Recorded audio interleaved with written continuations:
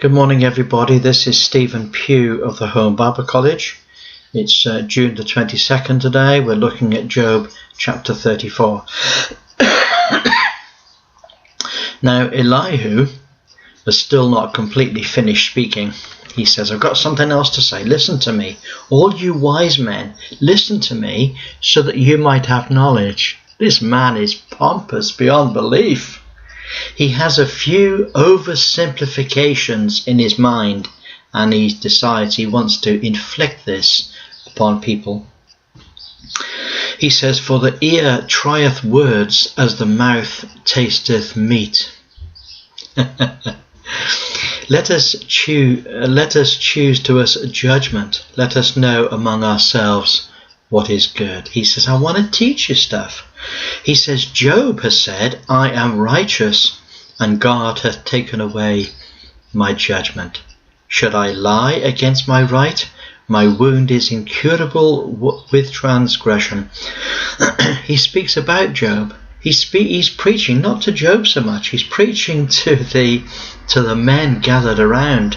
He said, what man is like Job? He drinketh up scorning like water. Job had to put up with a lot, and he had to drink a cup of scorning from all his friends. He says he goeth in company with the workers of iniquity, and he walketh with wicked men. What's that mean?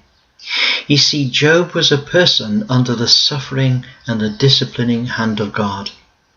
And it was automatically assumed by Elihu and by everybody else that if you were suffering, then it was the hand of God that was doing it because you were wicked. Now that's the point, you see. That's what this is all about. And he goes on and on. I won't read every word. He says, verse 12, yea, surely God will not do wickedly, neither will the Almighty pervert judgment, who hath given him a charge over the earth, and who hath disposed the whole world. If he set his heart upon man, if he gather unto himself his spirit and his breath, all flesh shall perish together, and man shall turn again to dust. Now I won't read everything. One of my difficulties at the moment is that these little talks become longer. That's the difficulty. So I don't want to extend it. What I'm showing is that as he describes how God is, he's describing the generally accepted understanding of God in the old covenants. This is true also of the covenant with Moses, but in this particular case, we're talking about the covenant of Noah. You see, this was a man that lived before the time of Moses. So let's go down to verse 34. He says, let men of understanding tell me, and let a wise man listen to me. Job has spoken without knowledge, and his words are without wisdom. What he's saying is, Job doesn't know anything, and he's being a fool. My desire is that Job may be tried to the end because of his answers for wicked men. He addeth rebellion to his sin, he clappeth his hands among us, and multiplieth his words against God. Now Elihu has come to the conclusion that not only has Job spoken lies, because it's obvious to Elihu that Job is a wicked man, because that's why he's suffering the judgments of God. You see, the thing is, Elihu not only has totally misread Job and totally misread the situation that Job is in, but he's done something worse. He's come to the conclusion that Job must be an exceedingly wicked man. Why is that? He must be an exceedingly wicked man because he contradicts all the generally accepted view. You see, Elihu and the other comforters, they are expressing the generally accepted view of how it is with men and God. Along comes Job and he says something different. And they assume that he is rebelling against God. They assume They assume that he's blaspheming against God. Now in chapter 35, Elihu hasn't finished. He says, "Thinkest thou that this be right, that you said, my righteousness is more than God's?" Now, did Job actually say that? No, he didn't say that. This is what Elihu thinks he said. You see, very often when people are arguing in a discussion, they argue against not what's said, they argue against what they think is being said. So they're taking the opponent's point of view and taking it to an extreme point and then arguing against that. You see, Elihu has misread Job to such a degree that he assumes that Job is saying that he's more righteous than God is righteous. Of course, Job is a righteous man and a wise man. He would never say that. So this is the situation. And let me go down a little bit further. Verse 15. "But now, because it is not so, he hath visited in his anger, yet he knoweth it not in great extremity. Therefore doth Job open his mouth in vain, he multiplieth words without knowledge." So Elihu has got to the point in which he thinks that what Job is saying is utterly, utterly empty. And he assumes, you see, in his own conceit, he assumes that what Job is saying is words without knowledge. He's calling Job a fool. And then in chapter 36, he proceeds and he says, "Listen to me a little bit more." Had Job not only suffered under the hand of God, but he suffered from his persecutors. He suffered from those who spoke to him. He says, "And I will show thee that I have yet a lot more to speak on God's behalf." You see, Elihu is presuming to be God's defender. He is presuming to be speaking in the name of God to Job. Now, when people get into that position, they're pretty dangerous people.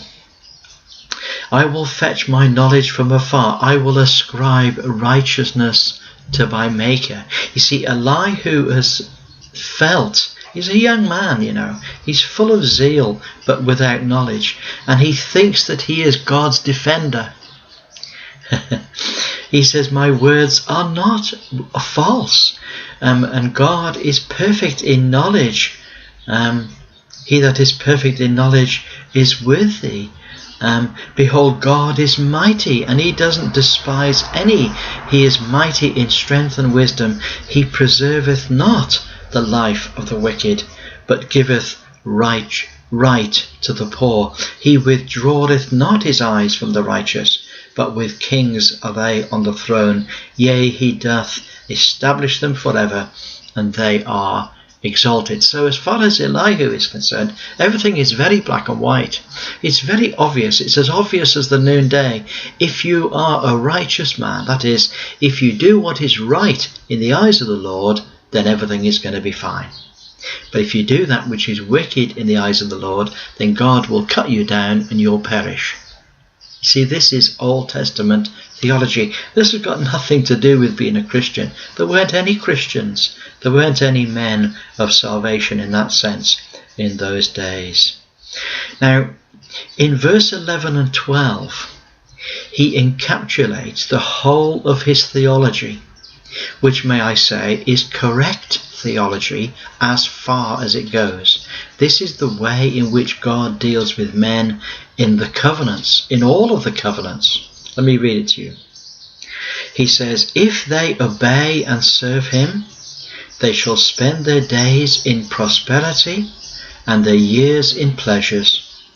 But if they obey not, they shall perish by the sword, and they shall die without knowledge." Now let's just stop a minute.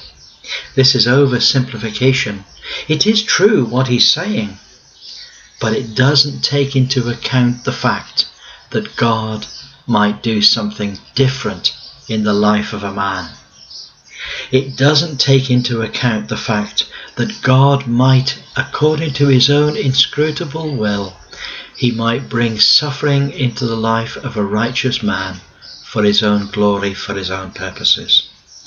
Now that is what it's not taking into account. But as far as normal theology of those days, the theology of Old Testament times, and may I say, this is still the theology of today. It's not the theology of grace. It's not the theology of Christian salvation, but it is the theology of how God deals with people who are not saved. Those people, all those people that are not saved, they are in a covenant relationship with God. It's either in the covenant of Noah or in the covenant of Moses. And the conditions and the conditions of that covenant is very simple. If they obey and serve him, they will spend their days in prosperity and their years in pleasures. But if they obey not, they will perish by the sword, and they shall die without knowledge. He goes on, he says, but the hypocrites in heart, they heap up wrath. Of course, he's looking at Job when he says that. He says, Job's a hypocrite. He's got a mask on. He's saying he's righteous when he's wicked. They cry not when he bindeth them. They die in youth, and their life is among the unclean. Their life is among the unclean. This is quite a battle, isn't it? It's a battle of wits. It's a battle of it's a battle of ideas. Verse 27, Elihu says, behold, God is great, and we know him not, neither can the number of his years be searched out. He maketh the small droplets of water, they pour down rain according to the vapour thereof. And he goes off on one, talking about the great things that God does in creation. And so we have this great battle, the battle between a righteous man and those who misread him because of the circumstances of the way in which God deals with him. I'm trusting that this is proving to be a blessing to you. In the world today, there are lots of people, lots of false teachers standing up saying, if you serve God and you love God, you'll always be well, you'll always be prosperous. Just tick here, just say amen to this, and everything will be okay. I'm afraid the book of Job wipes all that away. Job was a righteous man. He did that which was right in the eyes of the Lord, and yet he still suffered. Well, God bless you. Look forward to speaking to you again tomorrow. Bye for now.